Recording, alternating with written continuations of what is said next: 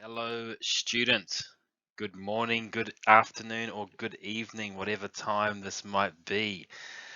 You have clicked on this link to get a better understanding of how you need to complete your assessment task 2 for your industry placement unit, work effectively as a cook. So what I want to do for you today is guide you through this assessment task, through each activity, each entry journal, so you get a better understanding of how to complete this to the best of your ability. Throughout this video, you can pause, you can rewind, you can fast forward to whatever section you need to. Take some notes if you want. So let's begin. Starting off on the first page, this is just the assessment information page, which outlines your task instructions, stating that this is an assessment in 2 sections. So first of all, what you need to do is insert your name and your student ID number.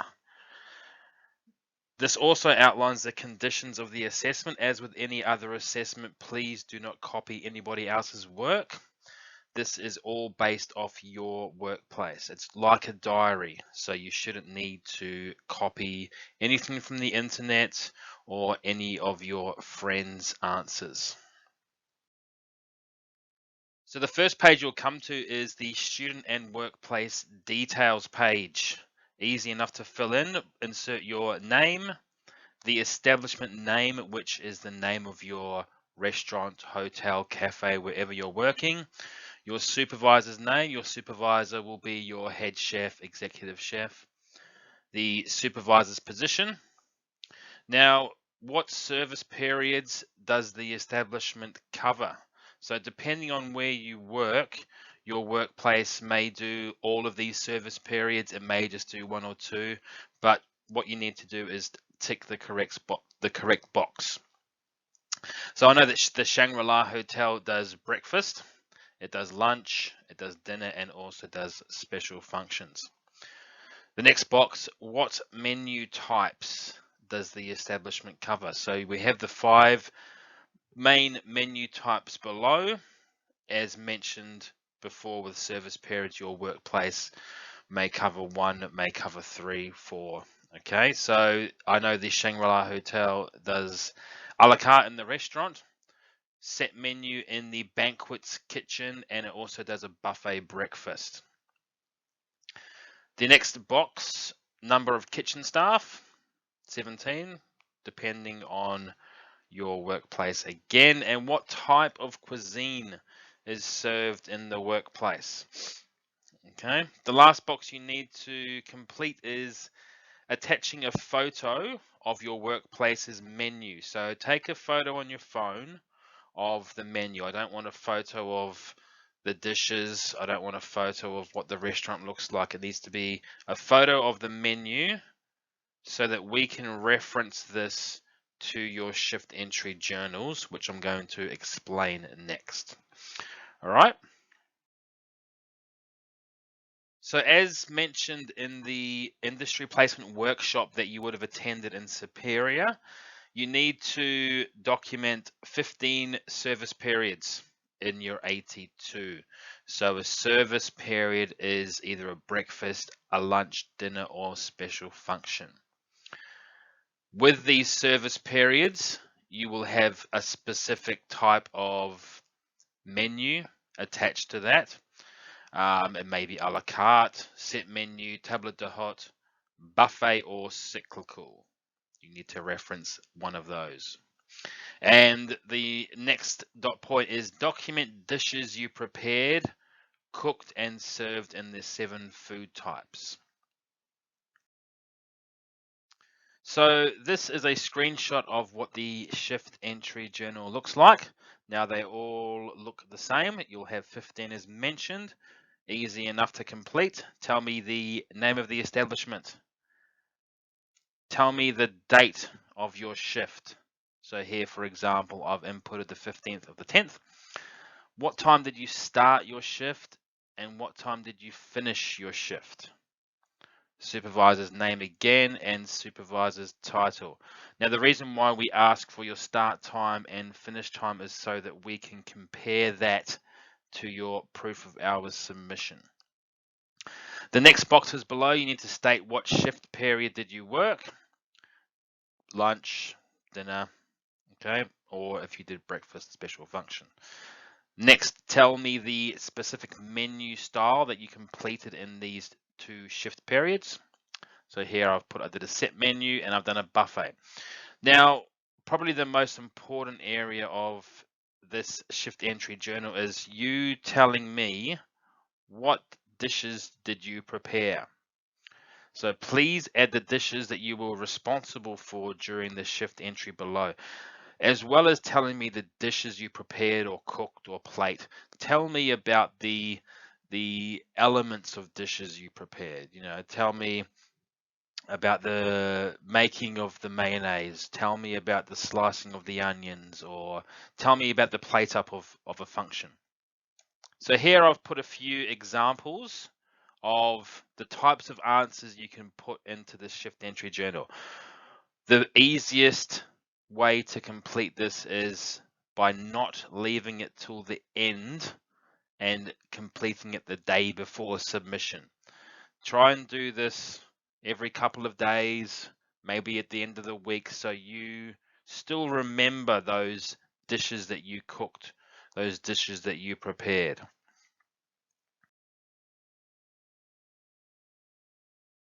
Your assessment task 2, you will have a selection of activities that you will need to complete alongside your shift entry journals.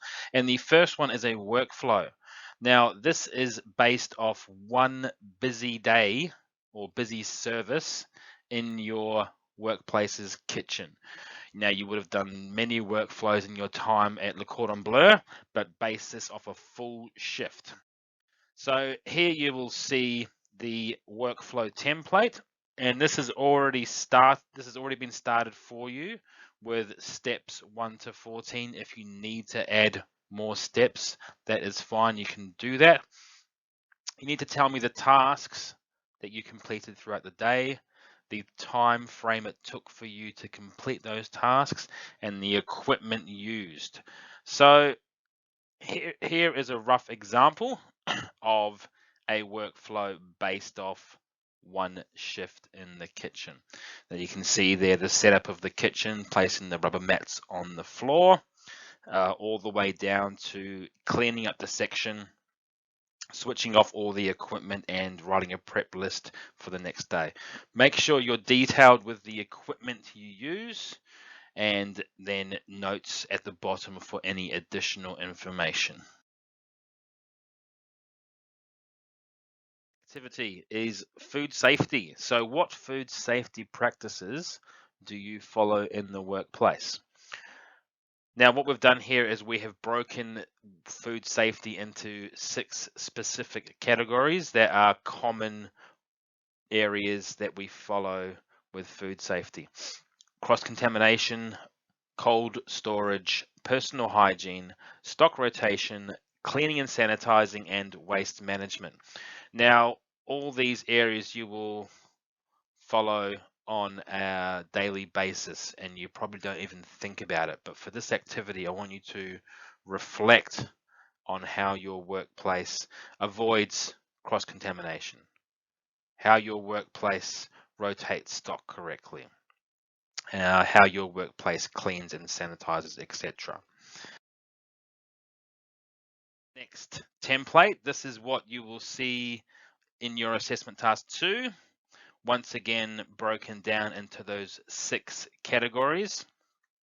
Let's choose stock rotation and labeling. So what I want you to do is give me a solid description of how your workplace safely performs stock rotation and how you label to avoid food spoilage, to avoid making your customers sick. So for example, when we receive new stock, we always put the newest item behind the older items. This way, the oldest is used first. This is called following the first in, first out rule, or FIFO. Before we place the completed food item into the cool room, we write the date, name of the item, and who made it on a label. This advises all staff members of what it is, the date it's been made, and who made it. Now, as you can see in this answer, I've told you what the workplace does, and I've also told you why. This is very important. You need to scrape your brain and tell me exactly what you know. You also need to attach a photo that relates to this answer given. So here, for example, I've taken a photo of the day dots from the kitchen.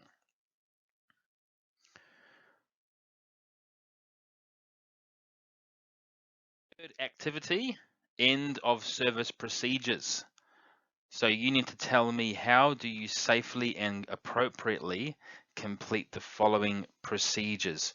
So when you come to the end of service, all your customers have left or all your customers have finished eating, you need to clean down the kitchen, you need to put away your stock, you need to finish that shift. So below, cleaning and sanitizing items, equipment storage, and writing a prep list for a handover are some of the things that we do at the end of a shift. And I want you to think about these and tell me how you do these, how you perform these tasks at the end of the shift.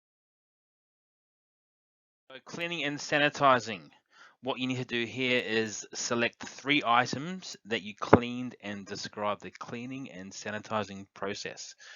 So what I recommend you do here is choose 3 items or 3 areas of the kitchen that you are familiar with cleaning and sanitizing, such as the chiller, the cool room, or a food processor, or something that you have had experience with cleaning and sanitizing. For example, I've given RoboCoop for you guys to see here. What is the cleaning procedure? So in detail, I've told you I unplug from the wall socket and remove top, blade, and base from motor unit. I then pre-rinse with water. I then wipe with sponge, hot water, and detergent. And with the motor base, I carefully wipe to remove food particles. So that is how it is cleaned. But how is it sanitized? How do we make sure that there is no bacteria, that we're not spreading germs around the kitchen? Now, sanitizing can be done using chemicals, or it can be done using heat, such as steam or hot water. So here I have explained that by placing in the dishwasher, the water temperature will sanitize the parts along with the actual detergent in the dishwasher. The motor base is wiped over with clean Chux Roll and sanitizer spray to make sure that it is not going to contaminate anything. So that is an example. Obviously, do not use this. Think of your own answer here. Moving on to the second section, equipment storage. So here, select 3 pieces of equipment and explain how to dismantle, assemble, and store them safely. You'll also need to provide a photo of the equipment in your workplace. Now you may be asking yourself, what does dismantle mean? What does assembly mean? Dismantle purely means to take apart. Assembly means to put back together again. So a lot of times in the kitchens, we may be using things like food processors or meat slices that we need to take apart to properly clean and put back together. We want to know that you understand how to do this and also to do it safely, because as we know, a kitchen can be a very dangerous place. So I've once again gone with the RoboCoop. And how do I dismantle this? Turn off the machine and remove plug.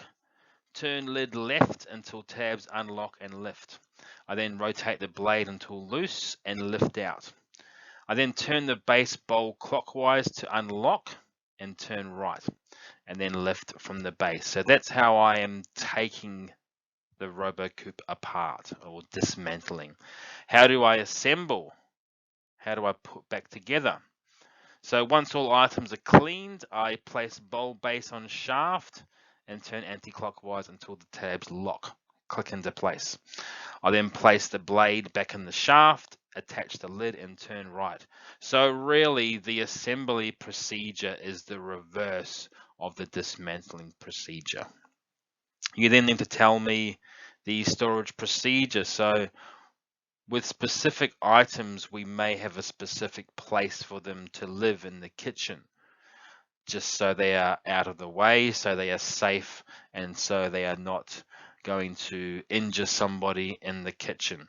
So usually in a kitchen, they'll be returned to the back of the kitchen in the storage area with the other electrical items. And I've of course attached a photo of that assembled piece of equipment. Last one here is a prep list for handover. So what you need to do is create, so write, or you can supply a photo of a detailed prep list that you would use to effectively communicate tasks for the following shift. Now, with a prep list, you may be writing this for yourself for the next day, or you may be writing this for a fellow chef, a fellow worker, for them to use when they take over the shift. Some kitchens may have a printed version of a prep list that you might need to go through and tick off here and there, or some restaurants you may just write it down on a piece of paper or in a logbook. It's up to you what you insert here. So I've given you a rough example of a prep list that you can insert into your assessment task 2. So those are the activities that you need to complete. At the end of that, you need to complete the student declaration, just confirming what you have typed and inserted into the assessment is correct. So go over your service periods you completed, what menu styles you completed, and next we'll be going over these food types.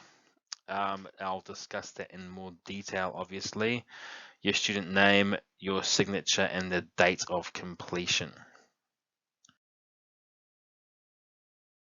2 of your assessment task 2, and the last section that you'll need to complete is called Share Your Success. So for this task, you are to take photos of one menu item from each of the food types below, including the full recipe, yield, and feedback you received about the dish. The reason why we've created this section of the assessment is to kind of get an idea of what dishes you're helping prepare and cook and plate in the kitchen. What you'll need to do, as you have been told earlier, is to try and work your way around the kitchen so you get experience with all those different food types.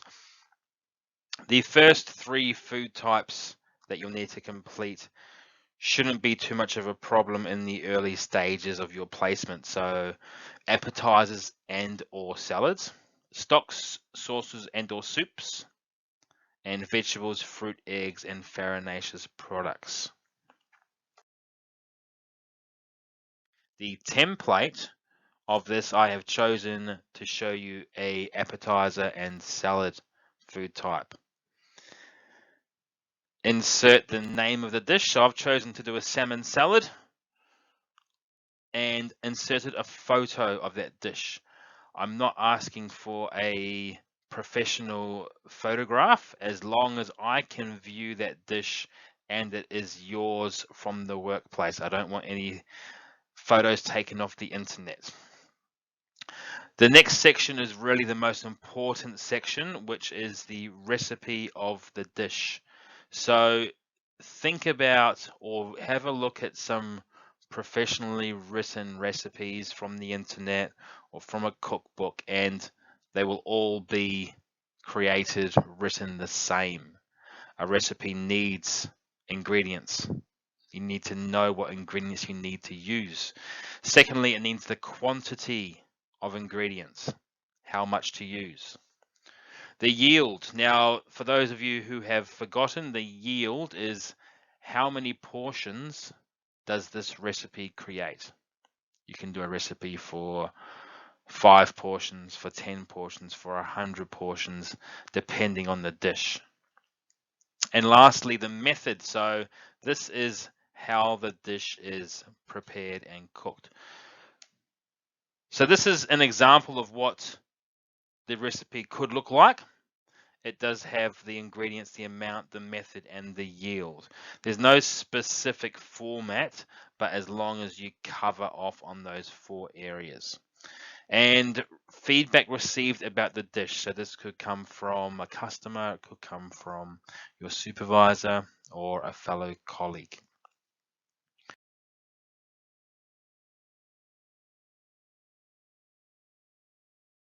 But do you need some extra help? If you require any additional help, guidance, or advice, please contact me via email, phone, on campus, or via WeChat if you happen to be overseas. I'm here to help you, so do not be afraid. Let's go.